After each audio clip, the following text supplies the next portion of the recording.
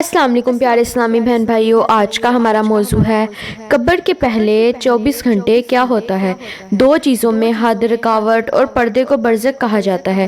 امام آلوسی روح المعانی میں لکھتے ہیں کہ مرنے سے لے کر قیامت تک کا وقفہ برزخ کہلاتا ہے۔ اللہ پاک قرآن حکیم میں فرماتا ہے اور ان کے آگے اس دنیا تک ایک پردہ حائل ہے جس دن وہ قبروں سے اٹھائے جائیں گے۔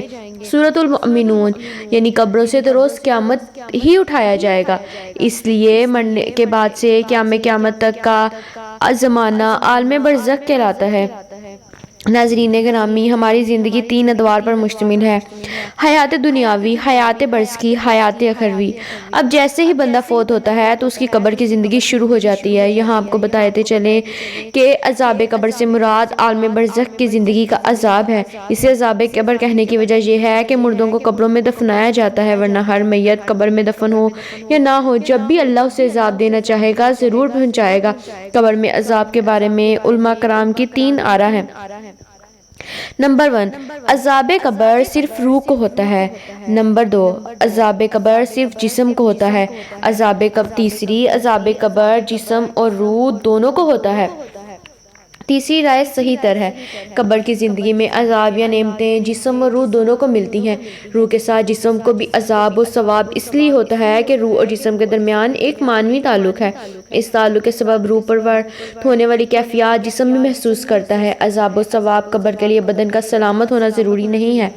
جسم گل سڑ جائے، آگ میں جلا دیا جائے، سمندر میں غرقاب ہو جائے، درندوں کے پیٹ میں چلا جائے، روح کا جسم کے ساتھ تعلق ہونے کے سبب ان تمام صورتوں میں بھی جسم پر اثرات مرتب ہوں گے۔ علامہ جلال الدین سیتوی شریف الصدور 75 اور علامہ ابن قیم الروح 72 میں فرماتے ہیں کہ برزخ کا عذاب جسم اور روح دونوں کو ہوتا ہے۔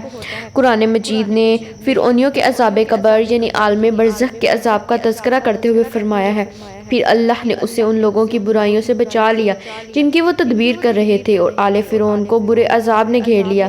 عرصے دوزخ کے سامنے یہ لوگ صبح و شام پیش کیے جاتے ہیں، اور جس دن قیامت برپا ہوگی تو حکم ہوگا آل فرعون کو سخت ترین عذاب میں داخل کر دو۔ ناظرین گرامی، اللہ پاک اس آیت میں فرما رہا ہے کہ فرعونیوں کو صبح اور شام آگ کا عذاب دیا جاتا ہے جبکہ ابھی قیامت تو برپا نہیں ہوئی۔ ابو داؤد کی حدیث نمبر 4753 ہے کہ نبی پاک صلی اللہ علیہ وآلہ وسلم نے فرمایا، اس میت کے پاس 2 فرشتے آتے ہیں، اسے اٹھا کر بٹھاتے ہیں اور اسے پوچھتے ہیں، تیرا رب کون ہے؟ وہ جواب دیتا ہے، اللہ میرا رب ہے۔ فرشتے اس سے سوال کرتے ہیں، تیرا دین کیا ہے؟ وہ جواب دیتا ہے، اسلام میرا دین ہے۔ فرشتے اس سے پوچھتے ہیں، یہ شخص حضرت محمد صلی اللہ علیہ وآلہ وسلم جو تمہارے درمیان مبعوث ہوئے وہ کون ہے؟ وہ جواب دیتا ہے، وہ اللہ کے رسول ہیں۔ فرشتے اس سے پوچھتے ہیں، تجھے یہ کیسے معلوم ہوا؟ وہ جواب دیتا ہے، میں نے اللہ کی کتاب قرآن مجید پڑھی، لہٰذا میں آپ صلی اللہ علیہ وآلہ وسلم پر ایمان لے آیا اور آپ صلی اللہ علیہ وآلہ وسلم کی تصدیق کی۔ اس طرح طبرانی کی حدیث نمبر 4629 میں حضرت ابو ہریرہ رضی اللہ تعالیٰ عنہ سے روایت کرتے ہیں کہ ایک جنازے میں ہم حضور پاک صلی اللہ علیہ وآلہ وسلم کے ساتھ تھے۔ جب ہم میت کی تدفین سے فارغ ہوئے اور لوگ واپس جانے لگے تو آپ صلی اللہ علیہ وآلہ وسلم نے ارشاد فرمایا، اب یہ تمہارے واپس پلٹنے پر تمہارے جوتوں کی آواز سنے گا۔ اس کے پاس منکر اور نکیر آئے ہیں جن کی آنکھیں تانبے کے دیچکے کے برابر ہیں، دانت گائے کے سینگ کی طرح ہیں اور ان کی آواز بجلی کی طرح گرجدار ہے۔ وہ دونوں اس کو بٹھائیں گے اور پوچھیں گے، کس کی عبادت کرتے تھے اور تمہارا نبی کون تھا؟ اگر وہ اللہ تعالیٰ کے عبادت گزار بندوں میں سے ہوا تو وہ کہے گا، میں اللہ تعالیٰ کی عبادت کرتا تھا اور میرے نبی حضرت محمد صلی اللہ علیہ وآلہ وسلم ہے جو اللہ تعالیٰ کی نشانیاں لے کر ہمارے پاس آئے، بس ہم ایمان لے آئے اور ہم نے ان کی اتباع کی۔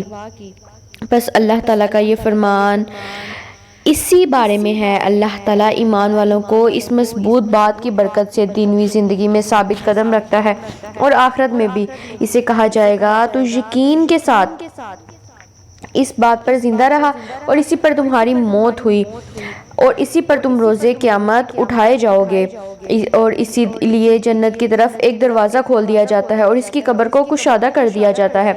اور اگر وہ اہل شک منافقین میں سے ہو تو وہ ان کے سوالوں کے جواب میں کہتا ہے، میں نہیں جانتا، میں نے لوگوں کو جو کچھ کہتے سنا میں نے بھی وہی کہا۔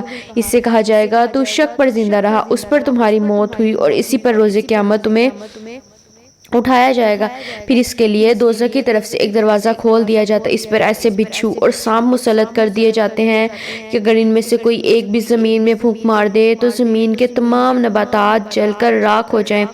پھر زمین کو حکم دیا جاتا ہے اور وہ سکڑ جاتی ہے، حتیٰ کہ اس کے دونوں پہلو ایک دوسرے میں دھنس جاتے ہیں۔